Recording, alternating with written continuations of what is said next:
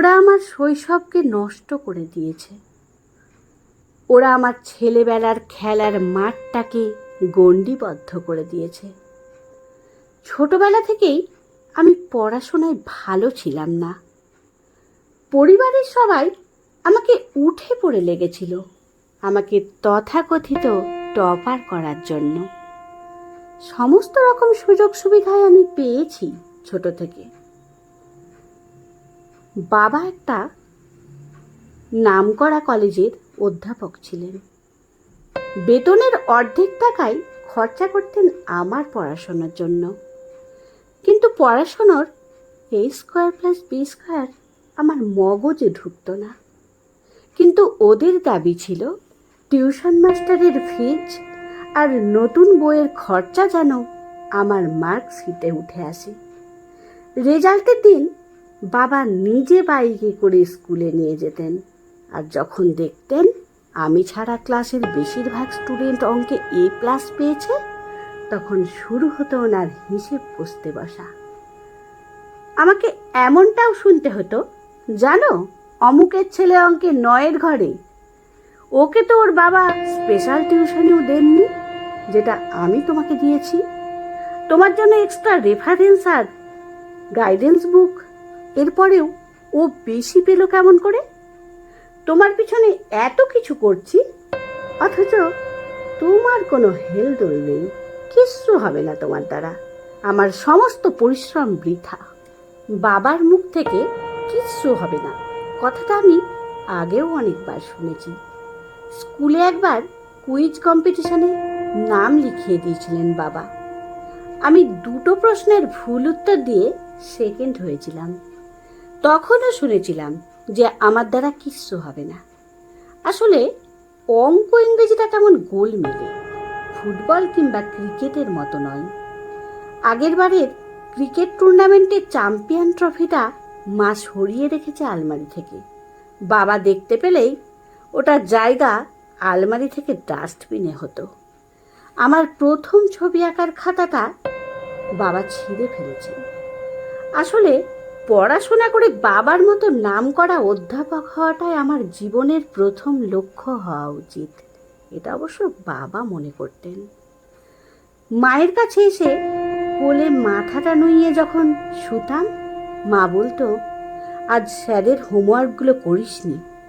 উনি তোর বাবাকে নালিশ করে বলেছেন, তোর মতো ছেলের পেছনে টাকা খরচা করার থেকে ওই টাকা দিয়ে পথ কুকুরদের খাওয়ানো ভালো। উনি সামনের মাস থেকে এই বাড়িতে আর পড়াতে আসবেন না। তোর বাবা যেন অন্য মাস্টার দেখে নেয়।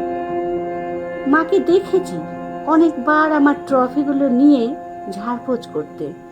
আসলে মা জানতেন আমি ক্রিকেট খেললে সচিন কিংবা সৌরভ হতে পারতাম, কিন্তু বাবা আর দাদু চান আমি একজন নামকরা অধ্যাপক হই।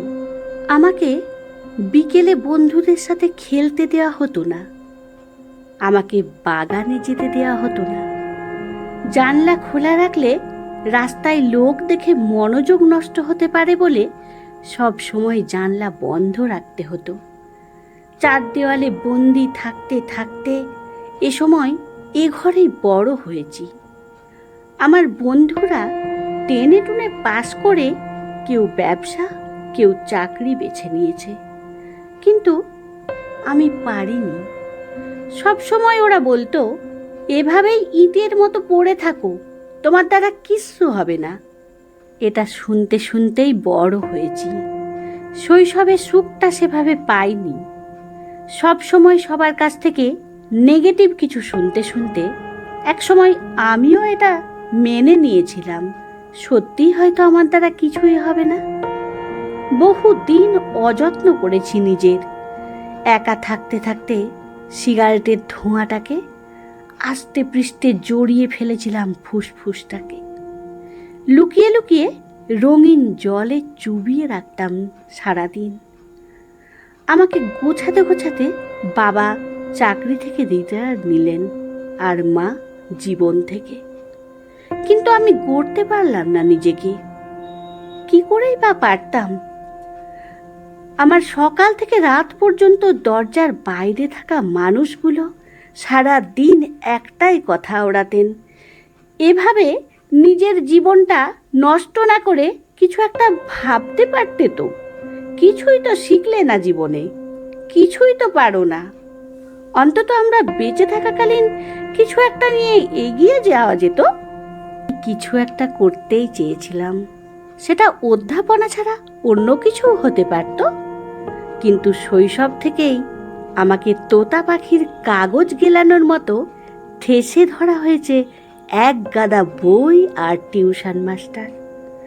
আমার শৈশবটা এভাবেই তো শেষ হলো আমার চোখের সামনে। ঘরের কোণে মাকড়সার জালের মতো জীবনের ঘরেও মাকড়সা বাসা বেঁধেছে। আমি কুঁকড়ে গেছি এখন। আর কিছুই ভালো লাগে না। আমি সত্যিই কিছু পারবো না, আমার দ্বারা সত্যিই কিছু হবে না। এখনকার মা বাবাদের একটু সচেতন হতে হবে এই ব্যাপারে। সন্তানদের উপর জোর করে কিছু চাপিয়ে এটা বলবেন না তোর দ্বারা কিছুই হবে না, বরং এটা বলুন তুই চেষ্টা করলেই সব পারবি, তোর চেষ্টা তোকে সাফল্য এনে দেবে। শিশু মনে সবসময় পজিটিভ কিছু ইনপুট করার চেষ্টা করুন। এমনটা নয় যে সবসময় তাকে পড়াশোনাতেই পারদর্শী হতে হবে। তার অন্য কিছু প্রতিভা থাকলে সেটাও বিকশিত করার চেষ্টা করতে হবে।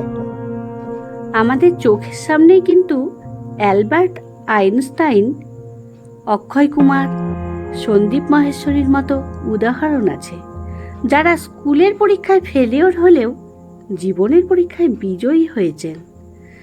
তাই সবসময় এইটুকু মনে রাখা দরকার যে success is turning from failure to failure with no loss of enthusiasm. আপনাদের কাছে আমার একটা বিশেষ অনুরোধ, যদি চ্যানেলটিকে সাবস্ক্রাইব করে না থাকেন তাহলে দয়া করে চ্যানেলটিকে সাবস্ক্রাইব করুন। আর আমার গল্প পাঠ যদি আপনাদের ভালো লাগে তাহলে লাইক কমেন্ট করে জানাবেন।